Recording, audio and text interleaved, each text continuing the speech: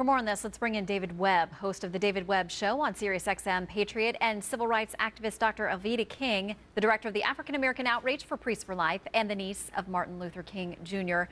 Welcome to you both. Dr. King, I'll start with you. There's a lot there. Your initial reaction.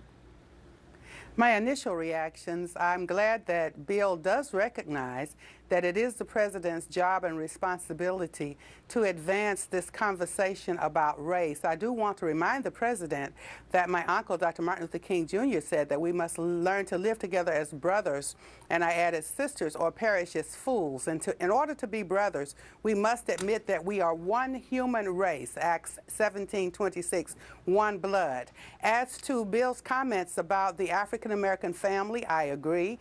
And I do agree that we must strengthen our fathers and giving them equal opportunity in the marketplace to be able to advance and to help their families. I do not agree, though, with Bill that it is a choice that our African American families have fallen apart. We need much more support. And finally, I believe that instead of berating our children and talking about how bad they are, we love all of our children and we love our families. I believe that rather than sending our children to their graves, we should be taking them to church and to Jesus Christ. And I think we can help our families, but it should not be the Christian church only divided into separate categories like the black church, the white church, Hispanic church, Latino church, all of that.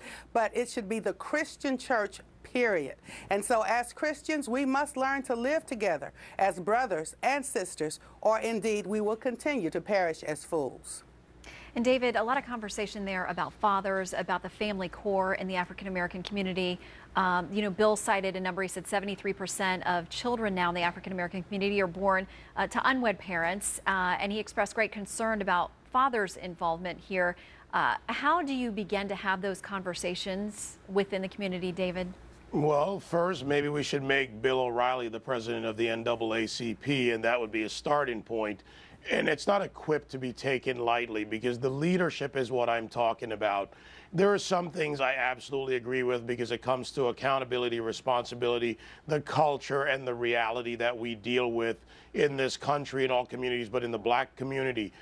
We can separate, and I don't want to get into the statistics and the data. He uses very top line, the 30,000-foot view of some of these numbers. The out-of-wedlock birth rate is actually about 50% with blended families, et cetera, for the black community. But that also reflects a split between the urban environment and the suburban environment, which began when more college graduates came out of the 80s.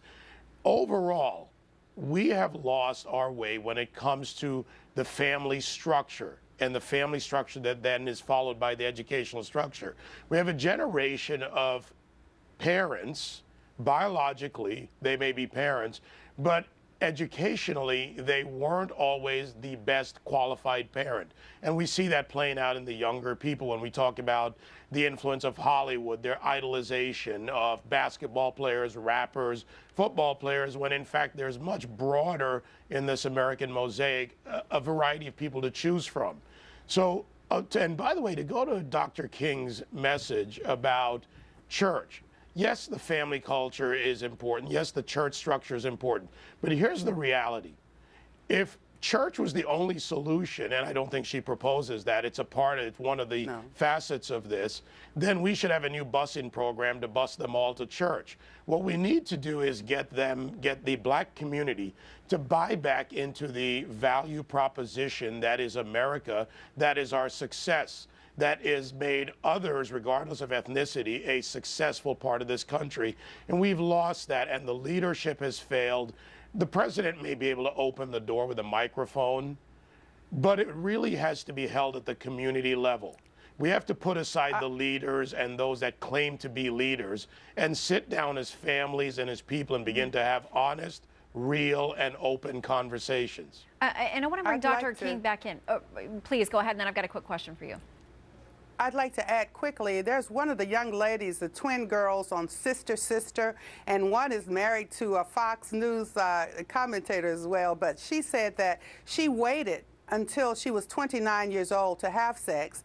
She had sex one time, and then she said, this is not what I want to do. I want to be married when I have sex. And then they got married. She's only had sex with one person, and now they have a child. So that model is, you know, we know that model works, and I think we just need to encourage our young people to re-examine human sexuality, the purpose, what they want to do with their lives. And so I did not mean to just say church had the only example. There's a way to strengthen our community and the world community, the global community, with these types of examples in media. She is a TV star.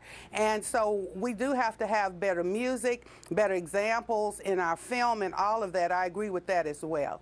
I want to get to something and give you both a chance to respond to this as well. We know that Bill Cosby has often launched these conversations. He's spoken many times about his criticism of parents that he felt like weren't involved enough in lives with African American children. He's taken a lot of heat when he's spoken out many times, which he has the right to do. Do either of you worry about concerns that if you try to raise these issues and have these conversations, there is going to be backlash? And Dr. King, I'll start with you. We must have these conversations and raise these issues. We get a backlash sometimes, but life is very important. The family is very important. The natural family, from conception until natural death. Learning to care about the babies in the womb, the children once they're born, the adults, the elderly, the grandparents, and the grandparents can teach the young children a lot as well. So we don't need to discredit or to push aside any part of our community, but to bring all of that together. And I think that along with the conversation about race, we must continue the conversation about family. And David, not a lot of time left, but I want to give you a chance to weigh in as well. We do need to focus on the family and the communal level. But we also can't ignore the reality. The reality is that in the community, you have got to get into the streets, as it were, and talk to all levels of people. We also have to face, and you talk about backlash. Look, I get backlash on a daily basis. I don't worry about it. But we have to, and I'll get backlash for this, because we have to realize that we will be able to save, help, and advance some. And there will be some that will not get the message, go along, or advance themselves. And if we don't face that reality and help as many as we can, and that helps the next generation, that is an unselfish way to take a look at the future. Help everyone we can, enable them to help others, and not just deal in the, I guess, the ether on this issue. I hate to leave it there, but we got to wrap you up. David Webb, Dr. Alveda King, thank you both. More news right after the break.